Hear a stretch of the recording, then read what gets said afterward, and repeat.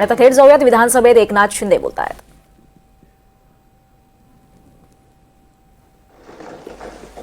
त्यामुळे सभागृहाच्या वैचारिक परंपरेचा देखील हा सन्मान आहे असं मी म्हणेन।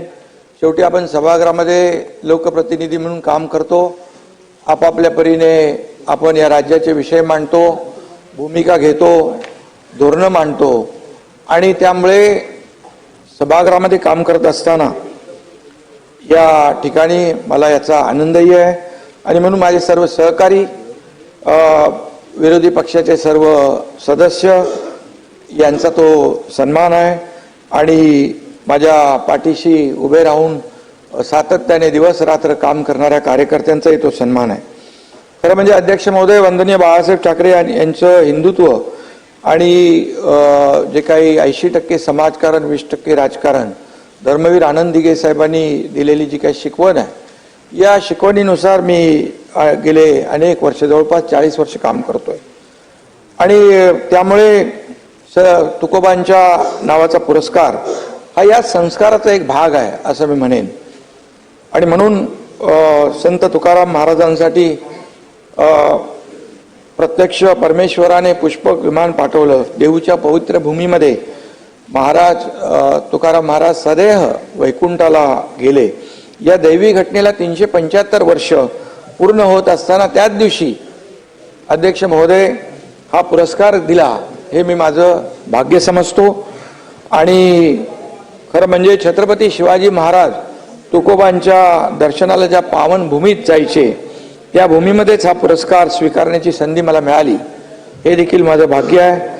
जनता जनार्दनाची सेवा करण्यासाठी मिळालेला हा जगद्गुरू संत तुकाराम महाराज पुरस्कार मी त्या दिवशी नम्रपणे स्वीकारला आणि या पुरस्कारासाठी माझ्यासारख्या सर्वसामान्य कार्यकर्त्याची निवड केली, त्याबद्दल श्री क्षेत्र देहूचे अध्यक्ष आणि संस्थांचे सर्व पदाधिकाऱ्यांचा देखील मी मनापासून आभार व्यक्त करतो। कारण त्या दिवशी मी पाहिलं खूप मोठ्या प्रमाणावर वारकरी संप्रदाय त्या ठिकाणी उपस्थित होता आणि म्हणून माझ्या राजकीय आणि सामाजिक जीवनातला सर्वोच्च आनंदाचा, समाधानाचा आणि भाग्याचा हा क्षण आणि पुरस्कार आहे असं मी म्हणेन।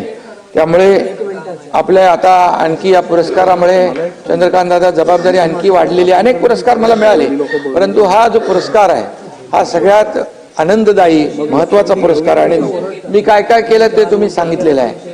वारकऱ्यांसाठी मग पंढरपूर असेल, देऊळ अंदी असेल, इतर आपली जी काही क्षेत्र आहेत त्या ठिकाणी धार्मिक क्षेत्र आहेत त्या ठिकाणी आपण जे जे काय करतोय, पंढरपूरच्या वारीत देखील पाहिलं की मी मुख्यमंत्री म्हणून नाही, ते कार्यकर्ता म्हणून त्या ठिकाणी काम केलं आणि आपल्या वारकऱ्यांना कुठलाही त्रास होऊ नये, त्यांची कुठेही गैरसोय होऊ नये यासाठी देखील आपण लक्ष दिलं।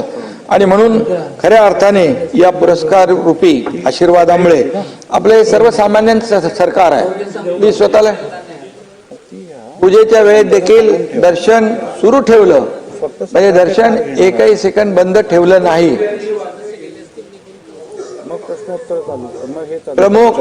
प्रमुख दिंड्यांचे वारकरी देखील आपण घेतले, त्याच्यामध्ये सगळं म्हणजे एक सर्वसामान्य वारकरी तिथे गेल्यानंतर मुख्यमंत्री नाही तर एक वारकरी म्हणून मी त्या ठिकाणी त्यांच्यामध्ये सामावून जातो, हे माझं काम करण्याची पद्धत आहे।